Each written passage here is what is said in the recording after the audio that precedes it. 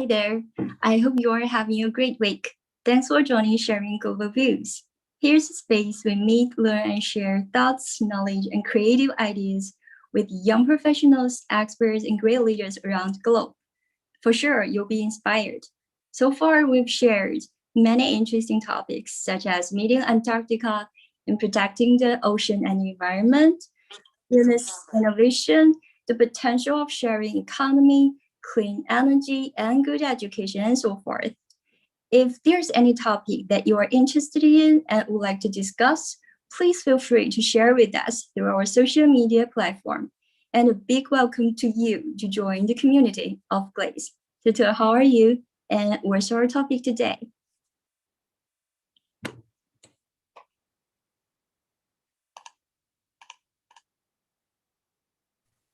Hello, Helena. Thank you so much.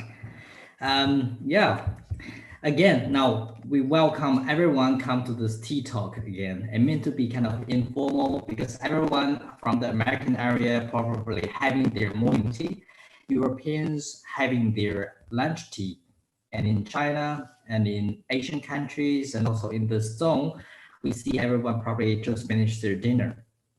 We hope you can enjoy the show because that's the show we can actually come here with one single question when you see the poster. And you come with the question to hear whatever that is actually very important message around the globe. That's why we call it sharing global views.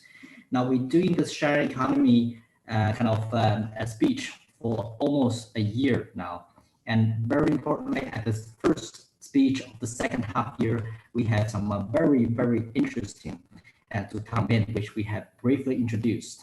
But before I start to introduce, more information on this, I would like to again welcome the standing chairman of the GLACE, Global Alliance of Sharing Economy. He's also the former president of Costa Rica, Jose Maria Figueres. How are you, President?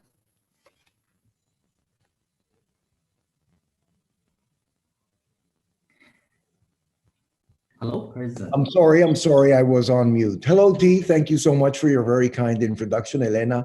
Always so nice to have you with us, participating and organizing this series of conversations together with Gottfried Tang. Friends from around the world, thank you so much for joining us again for this new edition of Sharing Global Views. We organize this from GLAZE, the Global Alliance for the Sharing Economy. We believe the sharing economy is the future.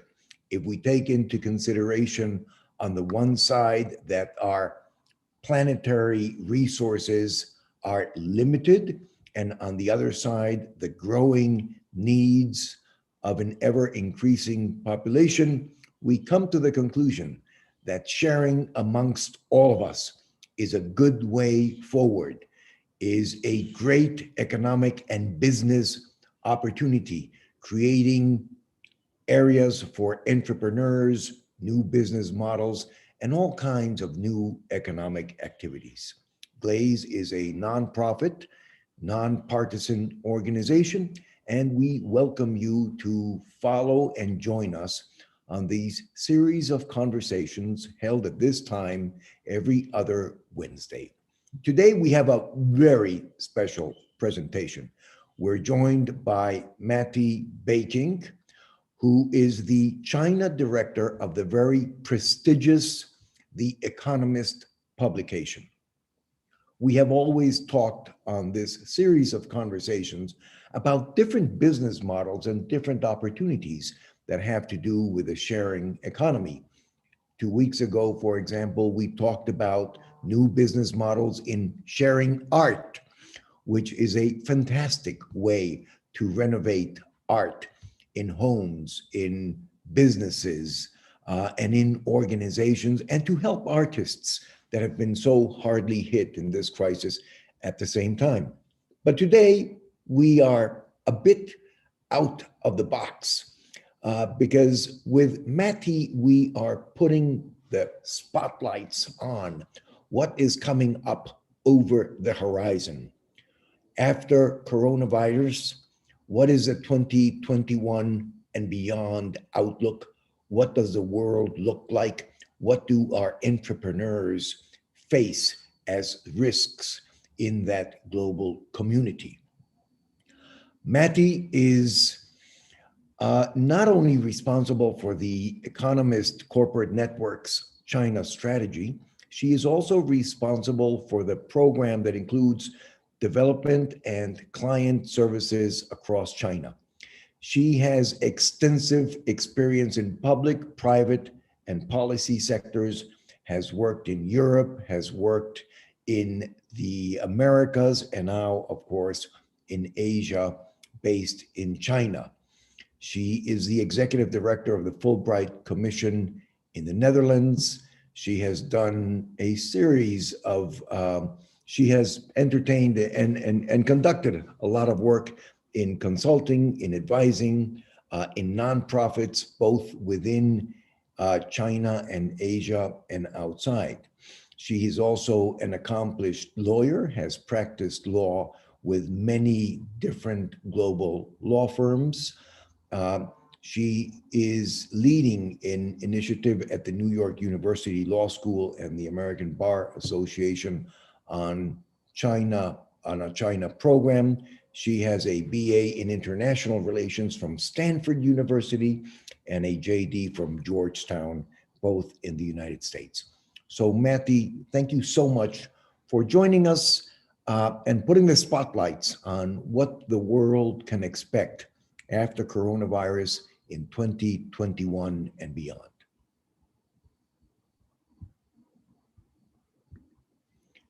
I think, Matty, you are on mute, as I was. Thank you. Sorry, I was receiving a note saying that I was unable to unmute, but then thankfully I was released to unmute myself. So thank you so much, President Figueres, for that very generous introduction, and to Glaze and Helen and Godfrey and everyone who puts this wonderful sharing program together. I'm so grateful for the opportunity to share with you all tonight, and in particular for your expansive thinking and open-mindedness in going a little bit beyond the boundaries of just the sharing economy to look more broadly at kind of some of the economic, political, and kind of existential challenges that those of us who want to see the agenda of the sharing economy move forward might be facing at the moment. So, give me one moment while I get started and share my screen.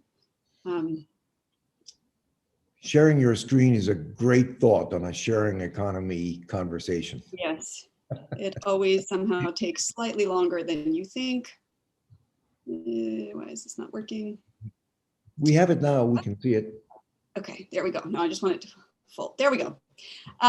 So with that, as was mentioned in the introduction, I'm with the Economist Corporate Network based here in Shanghai. For those of you unfamiliar, we are part of the Economist Intelligence Unit, kind of the research arm of the Economist Group. And we leverage the collective intelligence of the Economist Group with the business insights of leaders on the ground in the world's most exciting regions, we like to say. So where to begin? A spoiler for my entire presentation is that uncertainty is extremely high.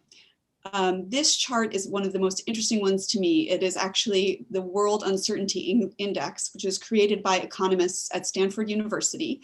They've been tracking this since 1996, as you will see. It's interesting because, to my knowledge, it is the only economic modeling that's done or charting that is done that's based on linguistics. They actually look at EIU, Economist Intelligence Unit's reporting and reports, and the language that is used, and quantify words used that indicate uncertainty. The reason I highlight it here is because if you look at this graph, you'll see that the coronavirus has taken us into entirely uncharted territory. But I would also note that even pre-coronavirus, you can see that uncertainty was rising. In particular, the US-China trade tensions and Brexit had already been moving us up to a level that was comparable to the US fiscal crisis and sovereign debt crisis in Europe or earlier. And you can also see that it's almost on par with the outbreak of the Iraq War. So although we're kind of off the charts in some senses, we were already heading in an uncertain direction. Second spoiler, it will probably still get worse before it gets better when it comes to coronavirus. I chose this cartoon. It's one of our more famous cartoonists, and it was actually from January, because you can see the quote, "I cannot wait to put this disruptive year behind us." There was this feeling of 2021, it's a new year. However, whether you're talking about the coronavirus or some of the other existential challenges, but in particularly corona, it hasn't dissipated. In fact, with the rise of variants, it continues to be there. You'll note at the bottom, he also has hackers of the creature coming out of the computer. This could have just as easily been made this week, because the challenges that we're facing are here to stay. This is kind of what we see within the EIU as the 4 big questions for 2021, kind of the big challenges that we're facing. The biggest one, of course, and is how fast global vaccines will drive a global recovery. What will be the implications as we transition essentially from a global pandemic to an endemic situation? Second, how the split in US-China relations will impact global business. Will we be moving increasingly towards a bifurcated world, and what the implications are there? Issues of debt concerns, where we are in an unprecedented situation. And then similarly, will markets be done by inflation surge? You've certainly heard you see a lot of that in the headlines at the moment. The truth is, again, there's been an unprecedented amount of stimulus injected into certain economies. There's been also an unprecedented amount of borrowing, but we're also in unprecedented times. So I'm going to do only one quick look at vaccines. We are updating our charts over vaccine rollouts on a regular basis. I think the main headline, of course, is to expect delays. There's a lot of inequity, of course, in vaccine distributions. More than half of the doses that had been pledged for 2021 had already been purchased by the rich economies at the start of the year. And COVAX, as you know, the global vaccine initiative is suffering from lack of supplies. We could spend the rest of this time together in a conversation about, how to best address those inequities and what the kind of best strategy would be. It's not the focus of today, but the reality is that just as the global pandemic underscored our interconnectedness and illuminated the need for global cooperation on this and other issues, trying to find a way forward is a global problem. You could say the same is true of climate, the same is true of many things, but even if the industrialized world achieves herd immunity and high levels of vaccination, as long as large parts of the world are unvaccinated, we're going to continue to have global challenges. The truth is, as I mentioned earlier, the pandemic is not going away. We will probably all be managing COVID in various ways for the rest of our lives. And that has implications, of course, for national policy, but also personal and business issues as well. What's next for global growth? The headline is positive. There's a rebound in sight. As you can see, I've kind of highlighted a number of economist covers here showing our upward forecasts across the world, but it's coming from a low base. And so if you think about that, our global GDP growth forecast overall for 2021 is around 5%. However, that's not the whole picture, and we shouldn't be fooled by that. Again, coming from a low base, and beyond that, the cumulative GDP growth rates, if you were to look from 2019 to 2021, instead of only looking at 2021, and if you can see the coloring on the side, countries that are illustrated here in blue are actually in the kind of blue colors are in the negative area if you look at the cumulative rates. So, it's a good picture, but it's not quite as positive as the headlines would have you believe. And, sorry. The issue there is that the road to recovery is long, however, it is getting shorter. I kind of love this graph that we've developed with the various flags, because it's been fascinating to watch as we kind of update our forecasts as flags kind of move along the train. There are different factors that, of course, affect recovery. Some of them I note here, including different levels of risk aversion. We've certainly seen that if you look at some of the countries here in Asia, but not exclusively in Asia, that have taken a real zero tolerance approach to containing the virus versus countries that have kind of learned to live with the virus. The timing of lockdowns, fiscal and monetary policy, and of course, some of their market issues. A positive note here is that businesses are restarting investments and kind of trying to move forward globally. Trends to watch in 2021. US-China relations will remain tense. We've already seen that there's more predictability and stability coming out of Washington with the Biden administration. However, particularly the tech rivalry continues to be a big issue. And as you'll see, there had already been a bit of a decline in FDI flows between the two countries. But if you look at the 2020 piece right at the end, there's been a significant decline in the US to China, of course, driven by the pandemic. But then the question is, what are the implications? How will that recover kind of moving forward? Oops, sorry. Supply chains are shifting, another big trend. Some of that had been in place prior to the pandemic. There had been already some kind of anti-globalization, more rise of economic nationalism, concerns about kind of new landscapes of risk and new geographies of business, but that's becoming increasingly more the case. So you do see, that China, of course, remains central in a lot of global supply chains, but there's a query as some of the ways in which business and geopolitics are intertwined like never before, and these tensions continue, how that will play out and whether businesses will end up with multiple kind of supply chains and or kind of a handful of different ways of thinking about that, and how they calculate and mitigate risk is also shifting. These are kind of another set of trends that we're thinking about in the bigger picture, that the world remains actually quite fractious amid this uneven economic recovery that we're seeing.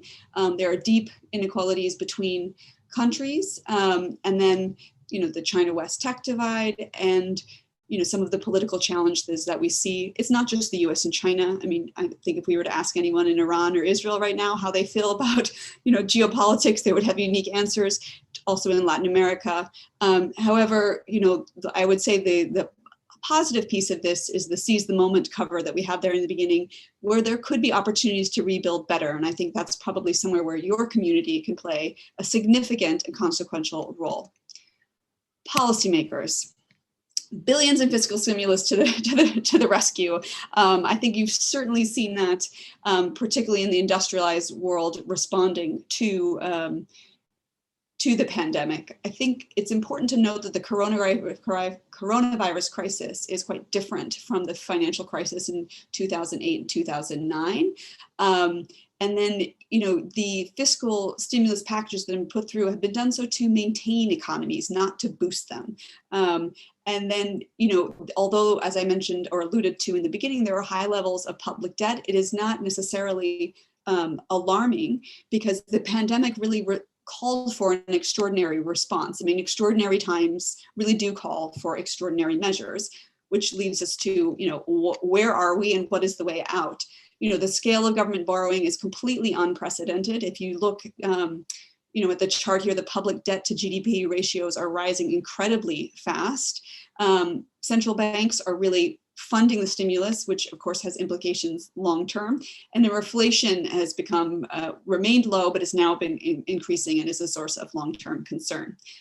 The truth is there's no good or simple way out. Austerity, I'll sum it up with my last point here. Good luck with that.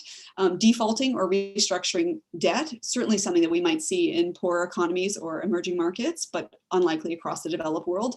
And staying put, just hoping that the stimulus will boost growth and that, more than that will increase interest rates and everything will be fine. It's kind of where we are, but we are in uncharted territory. And I think if you are in the business of forecasting, which we certainly are at the EIU, 2020, if nothing else, was an extremely humbling year. Humanity was definitely sideswiped by the virus, but also if you're trying to make predictions in a context like that, it's quite challenging. So brief takeaways on fiscal and monetary policy, big state is growing. You're certainly seeing that blurring of the lines between fiscal and monetary policy. The issue of high debt, low growth and low inflation. We joked we're all Japanese, looking to the Japanese crisis of a few decades ago. And inflation does represent a real risk to the economy. We remain optimistic for now, but if you look at the jump in markets when the Fed announced, I believe it was officially talking about a shift in interest rates, already caused a jump in the stock market. So there's a lot of volatility at the moment. A few thoughts on politics and geopolitics, and then I'll conclude and open for conversation. Is the coronavirus a political turning point? The truth is that even extraordinary times or great crises rarely prompt new changes, and they tend to accelerate ongoing trends. That's true of some of the geopolitical trends, kind of the pushback against globalization, the rise of polarization, or kind of more extremist politics in certain areas, social polarization.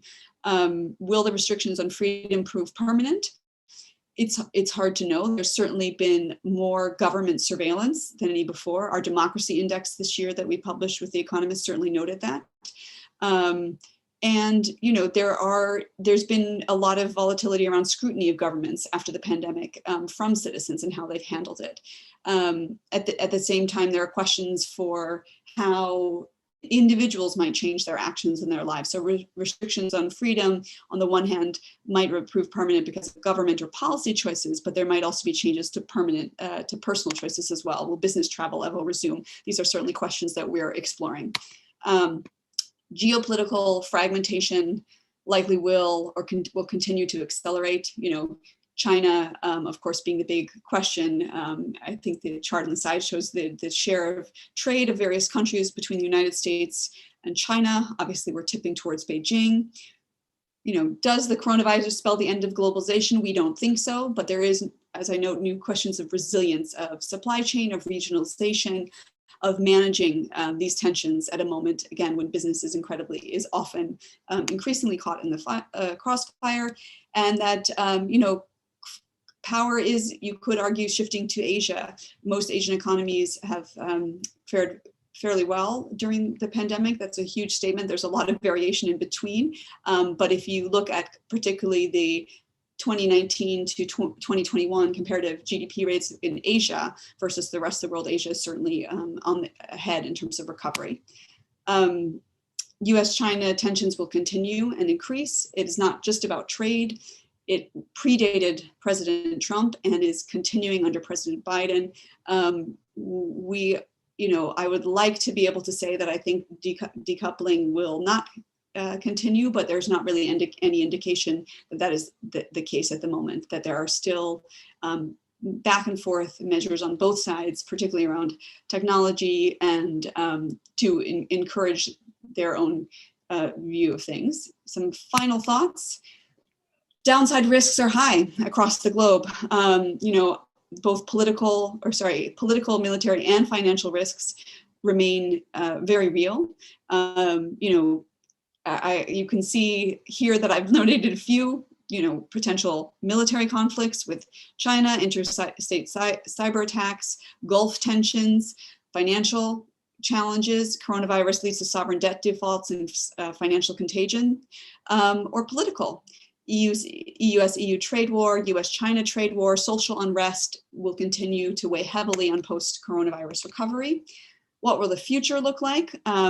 The chart on the left is working age populations in G20 countries, and it's kind of fascinating to see the shift that's underway, particularly if you look across the different colored lines. The longest one, the darkest blue, is the 2031 to 2050, and you can really see the changes in demographics. So the world is moving in kind of in different directions if you look across the countries.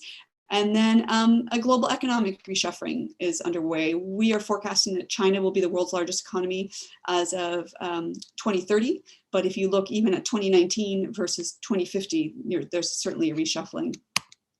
Finally, I guess the conclusion to some extent is buckle up for more uncertainty. On the one hand, I guess I'm trying to highlight a few of the risks, but also to say that no one can, I think, at this point predict with any great accuracy where we will come out on some of them. So the downturn the economic downturn was and is real. It will have a great impact. Some of the challenges to the global economy are not just about the coronavirus. There are other risks, and the existing trends that we've seen, fragmentation, U.S.-China tensions, rise of nationalism, we expect to see continuing. So with that, I will stop sharing. Thank you for your time, and I'm glad to have a conversation.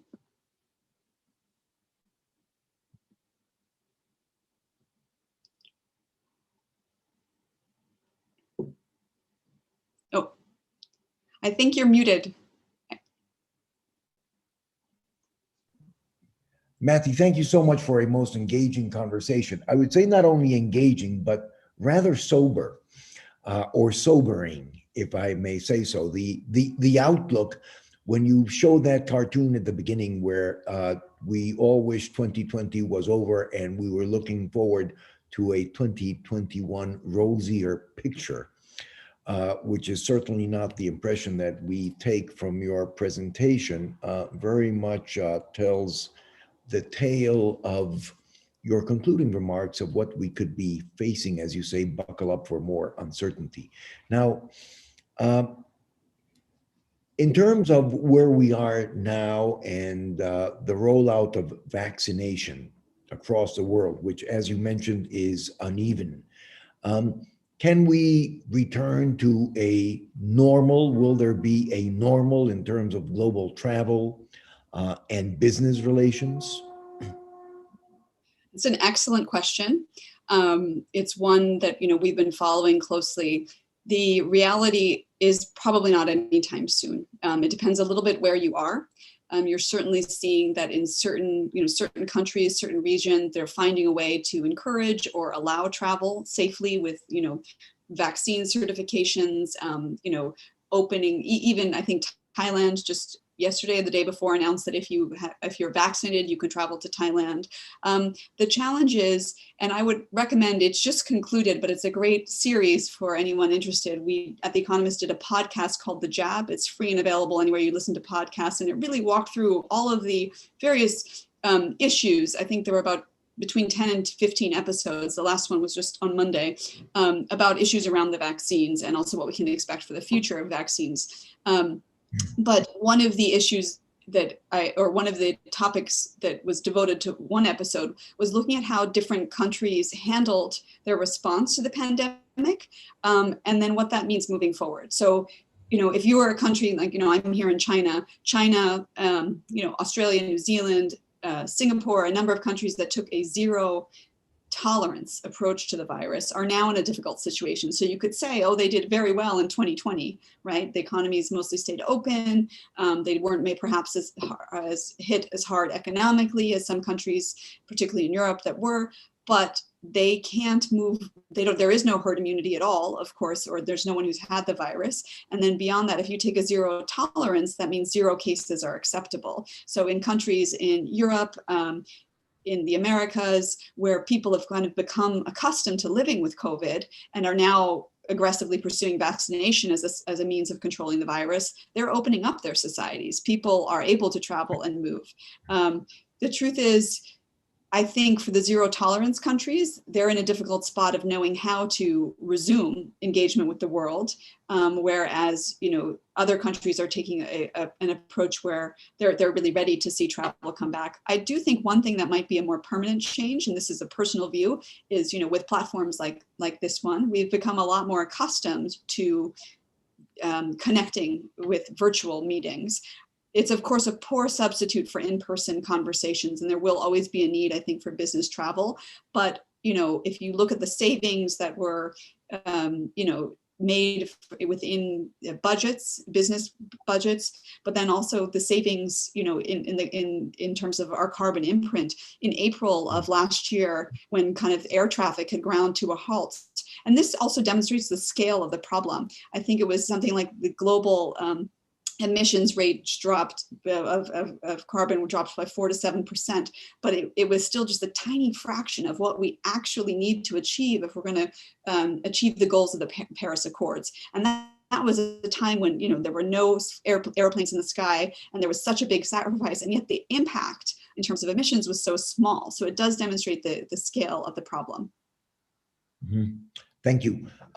Matty, on that issue of problems and scale, some of us had the expectation that after this crisis, the world would indeed come together to tackle the most pressing issues we have: climate change, poverty, inequity.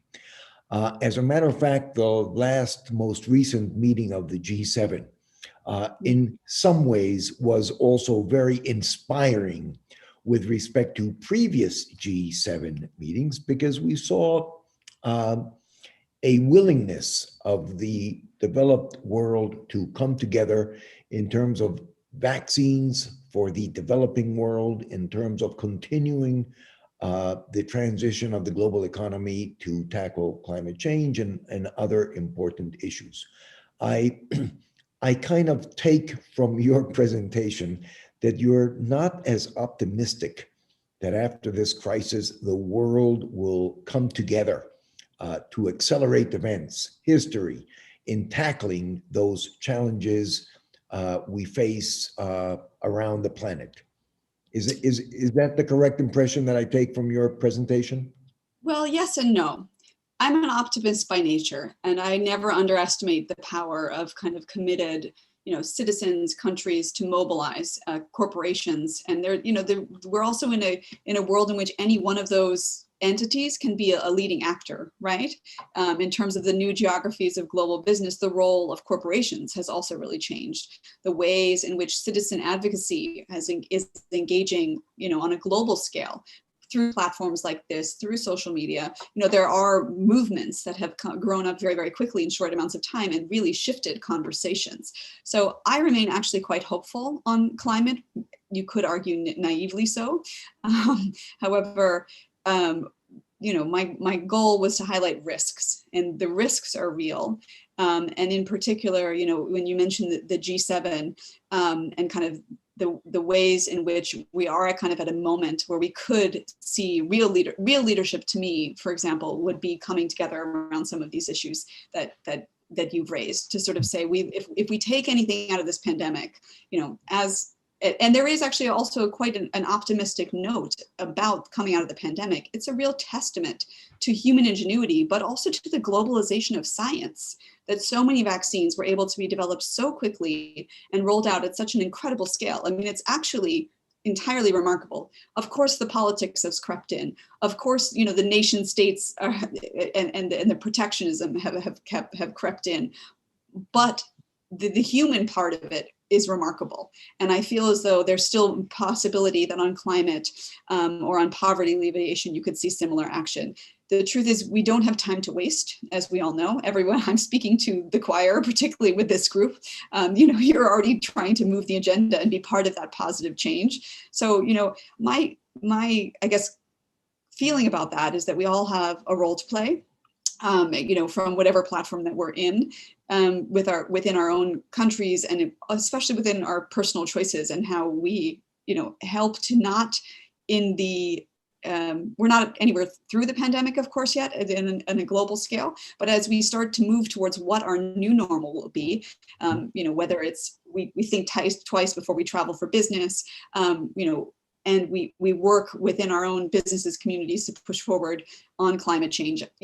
I do think that's one area, public health and future pandemic prevention perhaps being another, where you really could see global action, but it will require bold leadership among the G7, the industrialized world, and leaders in emerging market and significant emerging market countries as well, BRICS, China, that kind of thing.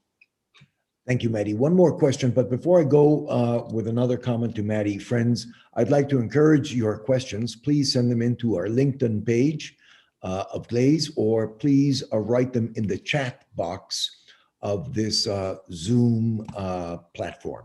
So, Maddie, one last comment, if I may. You also mentioned the disruption of global supply chains, which of course we have all witnessed, and I would say we have all, in one way or another, probably suffered from, to an extent.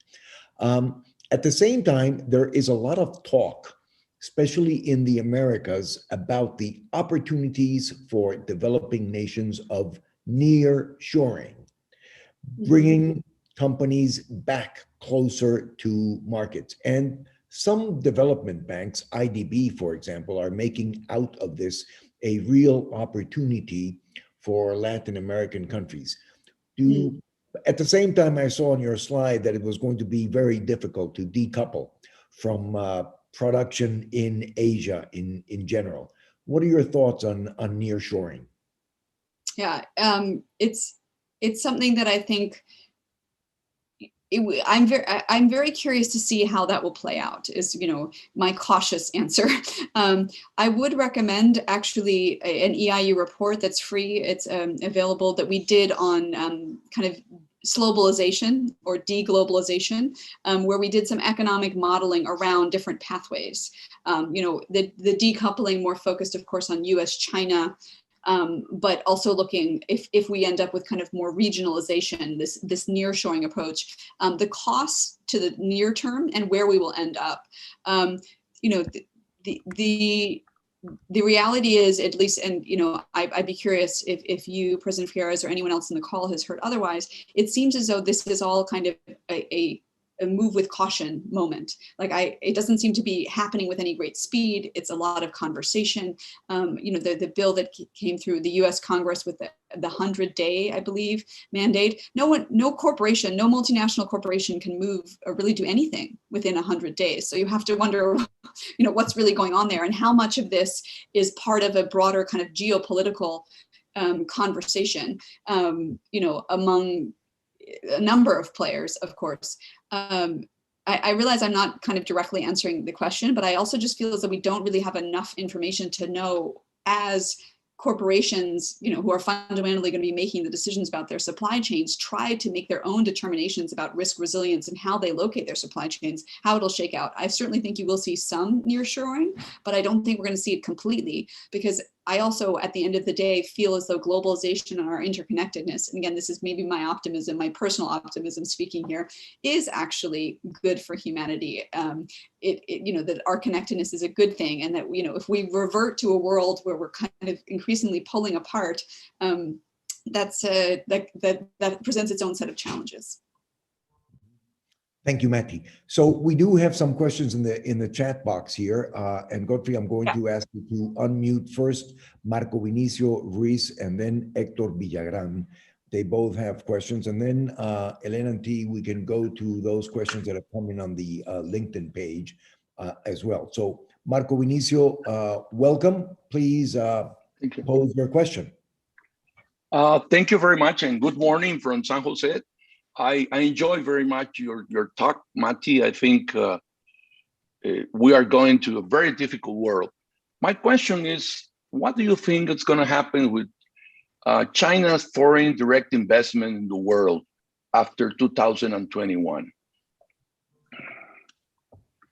It's a great question, and also at an interesting moment, you know, because an internal policy perspective, China's 14th five-year plan is very focused on the domestic economy, boosting consumption, you know, seeking to be self-sufficient in key industries, technologies, and energies. So a lot of the, you know, policy incentives domestically in China are focused on bolstering China.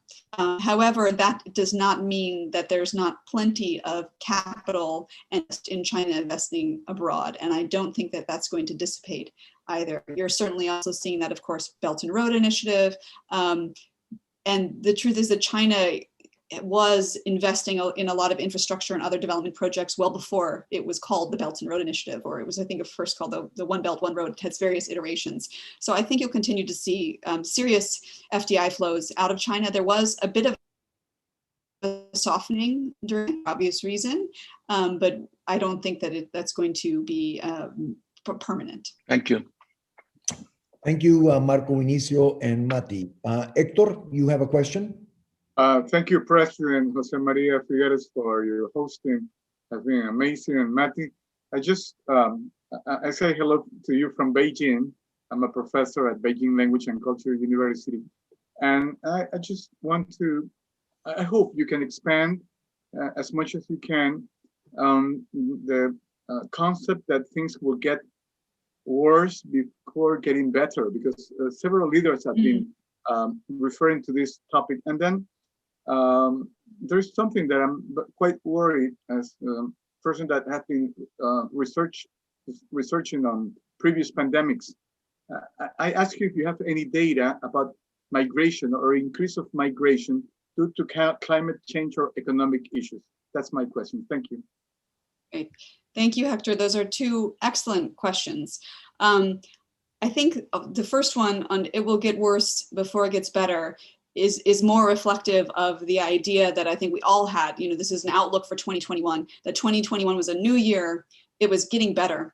It's still not getting better. If you look at, I mean, it is getting better in certain ways, and there are parts of the world where we're getting better in terms of the pandemic. But we're a unified world, and so as long as there are variants happening, if you ask someone in India right now if it's getting better, or Brazil, they're certainly not going to tell you that case. And so I said it more with the concept of thinking globally. That, you know, even if our lived experience, particularly for those of us here in China, and how fun that you're in Beijing, is that our daily lives are not very touched by the pandemic apart from wearing masks in public places, right?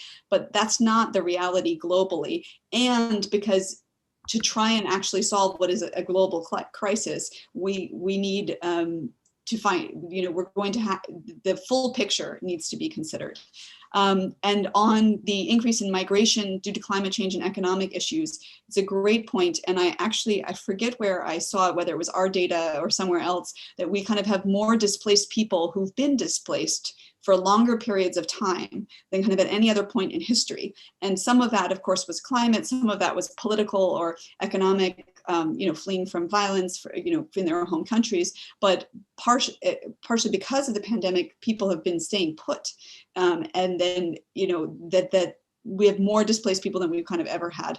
So I'm happy to look and see where I saw that and pull any data that we have and kind of send it to you directly. But I think that's part and parcel of solving, you know, the climate and kind of inequity crisis that we've spoken about a little bit earlier. Thank you so much, Matty. T and Elena, do we have questions that have come in through our LinkedIn page?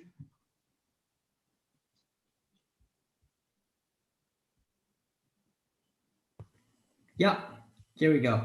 So thank you so much for all those question and answers. Now we got this one. What are you most concerned about for 2021, and what are you optimistic about? Oh, wow, that's such a thoughtful and great question. I'm most concerned for 2021 on a personal level about reopening borders and travel. Like, you know, I'm incredibly fortunate in terms of having lived and being healthy or lived through the pandemic in a relatively fine way and being healthy, but I haven't been able to see my family or my extended family in 2 years. And so I'd like to be able to do that. And I'm sorry to give a personal answer, but it's just top of mind. Politically and kind of more economically, I'm concerned a little bit that we might miss this moment, that there's this moment where, you know, we could unify and it'll be like, this was the moment. This was the moment when global leaders, you know, put aside their differences and decided to really tackle climate change before it was late, and that we're going to let short-term political calculations prevent us from doing that. And I'm not pointing the blame at any particular leader, or any particular country, but that it's a collective responsibility and we could miss it. What I'm optimistic about, I'm optimistic about the ways in which, as I alluded to earlier, you know, the incredible accomplishment of the vaccines. And I've even, you know, it's still evolving. I heard actually that now there's a new technology that will have a patch. You can get the vaccine by a patch. You won't even need an injection. I mean, it's just kind of amazing how quickly this is happening. Will inspire that same kind of emphasis on other challenges and the, you know, the role of technology in solving biodiversity, for example, in addressing climate change, in looking to restructure and rethink about how we solve global problems, will be something that's inspiring to young people in particular, but also to those looking to philanthropists, to people, to governments, that we will, and I realize this is a little bit of a rambling answer, so excuse me, that there will be an inspiration out of, this whole experience too, that will maybe allow us not to miss this moment. Mm-hmm. Maddie, a beautiful thought. We have to make it reality, but I also share those aspirations with respect to us, humanity, seizing the moment. We're coming close to the close of our conversation, friends. T or Elena, do we have any other question that has come in from the audience that you would like to pose as a last one? Yes, we have one more question, which is, how great a risk to stability and economic recovery is anti-globalization segment, political fragmentation? I think it remains a risk. I think it's part of a broader concern that was of course there pre-pandemic. So this is not a pandemic risk per se. The truth is, globalization has left some people behind. And that is something that governments are reckoning with, corporations now too. But this has to be a collective solution. If you look at some of the political unrest, the rise of populism, of nationalism, of extremism, a lot of it is coming from communities that were left behind by globalization. It was pursued not necessarily with an equitable vision, but that can change. Just as, again, as I alluded to earlier, I feel as though the role of corporations has changed. Corporations typically did not have big stands on social or political issues, but increasingly, as disaffected citizens in the West in particular felt that their democracies were failing them, they looked to corporations to address climate change or to take an issue on racial justice. And that's the members of the conversation have certainly shifted. So I do think anti-globalization sentiment is a real risk, both politically and economically, because what it tends to lead to is these more, economic nationalism, populism, isolationism, which I don't think actually behooves global cooperation or free markets. When, I say that speaking personally, but also, coming from The Economist, we're firm believers in free markets and trade. Matthew, thank you so much. Friends, we have come to the close of our conversation with Matti Baking. You have been most generous, Matti, in sharing your insights, your thoughts, what you see in terms of 2021 and beyond. And I wanted to seize for a minute on your before the last comment on your hope and aspiration that as humanity, we seize this moment to come together. When one looks at the history of humanity, we can find crises after which we did come together. So back 70 years ago, after World War II, we brought all the technology and wherewithal in terms of production methods that we had developed for the war years and put them to the service of peace. We created the Bretton Woods institutions in the economic field, the World Bank, the IMF, the development banks, some years after that. And in political terms, we came together to create the United Nations. Now, that family of organizations, together with many other organizations on the world, could probably certainly be improved today in light of what we know and what has happened over the last decades. But there is no doubt that the world is a better, safer, more prosperous place with them than, of course, without them. And that talks to a globe, a planet which is multipolar, to a planet that needs a lot more cooperation than today we have witnessed or have been willing to put forward. So I join you, Matti, in the aspirations that we will come together to tackle global challenges. You talked about inequity. Poverty is a main sorrow point around the planet. And of course, climate change towards a future which some of us believe can be transformed into a terrific economic opportunity along the lines of a sharing economy.